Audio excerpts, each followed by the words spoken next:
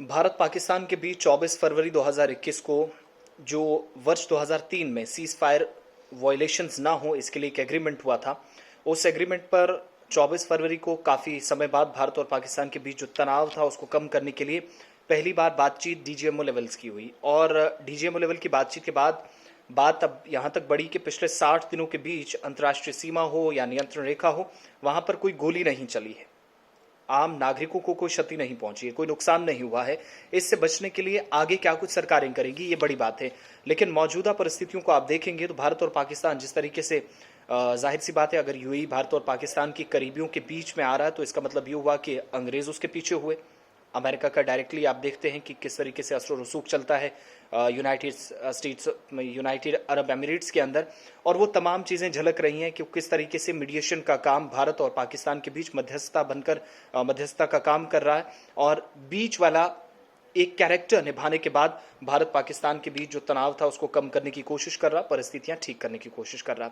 60 दिन बीत गए हैं और सेनाध्यक्ष जनरल मनोज मुकुंद नरवाने या एमएम नरवाने कह लीजिए, फरवरी का महीना खामोशी के साथ गुजरा। 24 फरवरी के बाद जो एग्रीमेंट हुआ था, मार्च और अप्रैल के ये दिन जो गुजरे हैं ये भी खामोशी के साथ।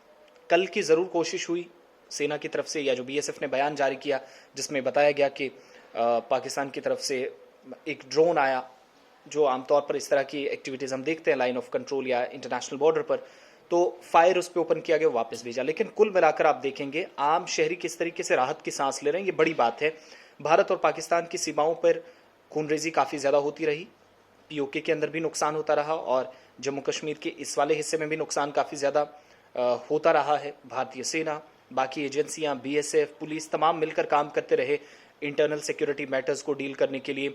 कोलैबोरेशन बहुत अच्छा रहा, मुश्तरका कार्रवाइयाँ होती रहीं from inter district to international border और लाइन ऑफ एक्चुअल कंट्रोल या लाइन ऑफ कंट्रोल कह लीजिए, तो उन तमाम चीज़ों से डील करने के लिए। लेकिन पिछले 60 दिन पहली बार तकरीबन साल 2010 के बाद बहुत खामोशी के साथ गुजरे हैं। सीज फायर पैक्ट पर जो अमल दरामद को यकीनी बनाने के लिए कोई संघर्ष विराम का उल्लंघन नहीं करेगा, इस बात को यकीनी बनाते हुए 60 दिनों के अंदर कोई गोली नहीं चली। अच्छी खबर है, राहत भरी खबर है, और इन 60 दिनों में कोई नुकसान नहीं, कम से कम गोलाबारी से किसी की जान लाइन ऑफ कंट्रोल पर या इंटरनेशनल बॉर्डर पर सीमा के किसी इलाके में नहीं गई है।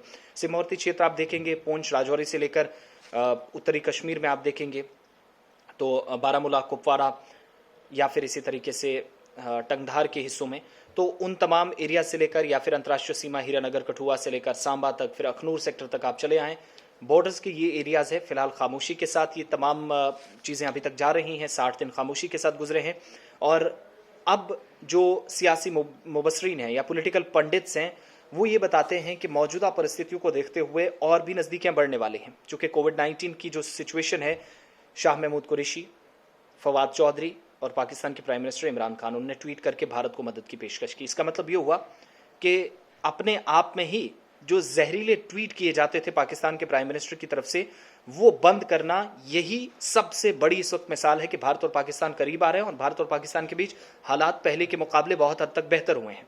ये चीज़ हमें याद रखनी होगी और दुआ कीजिएगा दोनों मुल्क अमन, शांति और सलामती के रास्ते पर चले और एक दूसरे के लिए काम करें। कम से कम इंसानियत के इंसानी बुनियादों पर मौजूदा सिचुएशन को समझते हुए पाकिस्तान भी आगे आया, रूस, तकरीबन 10 से 12 ऐसी कंट्रीज़, क्योंकि भारत में हालात काफ़ी ख़राब है। लेकिन कुल मिलाकर फोकस मेरा ये था कि 60 दिनों के अंदर कोई गोली ना चलना अपने आप में यही चीज़ बताती है कि अगर सब कुछ ठीक रहे, खामोश रहे, तो इंसानी जानें भी बच सकती हैं, अमन भी रह सकता है। दोनों देशों के बीच जो कड़वाहट थी, जो तनाव था, जो इस वक्त क्रिटिकल सिचुएशन थी लाइन ऑफ कंट्रोल और इंटरनेशनल बॉर्डर पर, वो भी ख़त्म हो सकती है।